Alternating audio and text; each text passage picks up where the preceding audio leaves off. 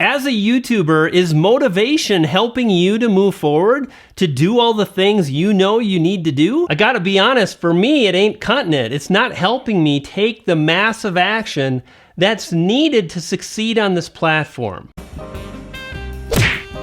Brian G. Johnson. Brian G here from BrianGJohnson.tv. To grow on YouTube, stake your claim and amplify your message. Do that by subscribing. Click on the bell notification and you'll be on your way. Now, if you've been a subscriber for a while, you've probably wondered what this whole stake your claim thing is all about. Staking your claim is deciding it shall be and then taking massive action to make that happen. What I'm going to share in this video is a big part of that. For me, I think motivation is complete garbage. It never really helps you to move forward and do the things you know you got to do. Whether that's eating healthy, getting to the gym, doing the workout. For me, it's going for a walk. And it's so often before I go for the walk, it's hard.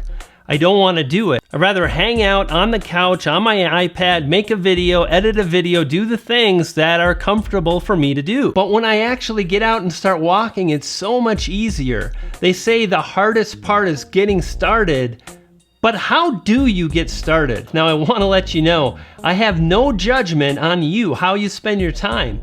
But frankly, I bet you do. I bet you're constantly asking yourself, evaluating, thinking about, am I giving it my all? Am I doing the stuff that will help me achieve my goals? And if the answer is no, you're gonna get this uncomfortable feeling. And that's where we look to motivation to help us take that action that we know we need to take. Years ago, I read a book called The Slight Edge, and there was a graphic in the book that left a lasting impression on me. And the graphic really pointed out that those that have success are willing to do what's uncomfortable early, which later then becomes comfortable. Versus those that aren't successful, they tend to do things that are comfortable early and then later on they become uncomfortable. Let me give you an example. Let's say you've got the summer off. You don't have to worry about work.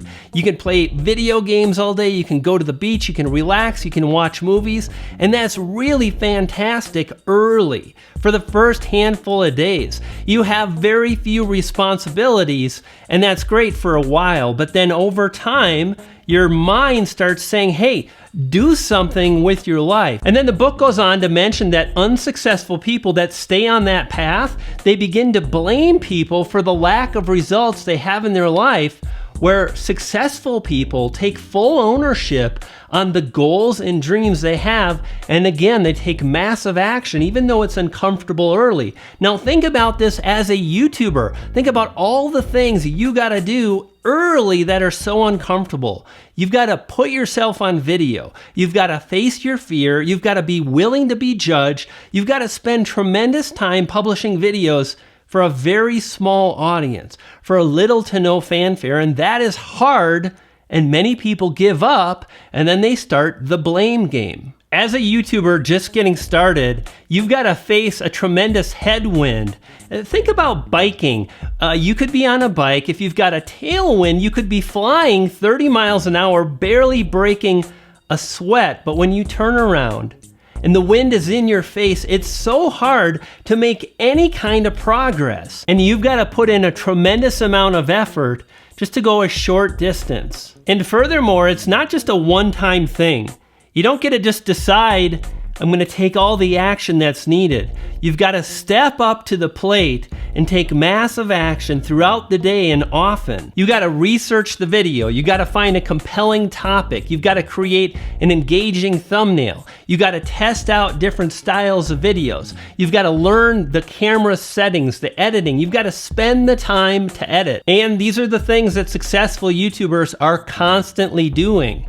Even when nobody's watching, even when it's hard, and even when their brain tells them don't do it. Well, that's where Mel Robins comes in, and she wrote this book called The 5-Second Rule. And it's funny, I saw these videos on YouTube for months and months, and I finally watched one, and I absolutely love her message. And to be fair, it's not a message, it's a tool that you can use to get the results you're after. Let me ask you, how often have you been like, I really gotta edit that video, and it seems hard to do. At that moment, you've got a few seconds before your mind starts talking you out of it. People are gonna judge, it's gonna take so much time, nobody's gonna watch anyway, the algorithm hates me, and you don't do anything. You got 5 seconds to step forward, to take action, and to get into motion, to start doing. Now, here's what's so powerful, is when you start to do that, you get a break. When you're actively working on editing your video, you can't really ponder why the algorithm hates you, which it doesn't, by the way. Now, don't get me wrong, YouTube is really hard. Taking action is really hard. Doing the right things are hard, but when you use this tool, the 5-second rule, it makes it so much easier. And all you do is when you think about the things you should be doing, you count down from 5. 5, 4, 3, 2, 1. Ignition, and you spring into action. You see, we all start from zero, and you've got to get the skills and abilities that will allow you to publish a video that an audience loves, that they share with their friends, that they watch for 10 minutes. That's a superpower here on this platform that's hard to come by. But if you publish the videos, because those are the things that stand between you and the success you want, you've got to take massive action. You've got to do all the things. And these ideas, these tools have really helped me, and they can help you too. Now do this, check out the video right here. It actually goes over the most important stuff to focus on as you publish those videos. Watch that video. If you're new to the channel, consider subscribing. Do that and you'll feed a poodle. I got 2. They're hungry, and I'll see you next time. You dig?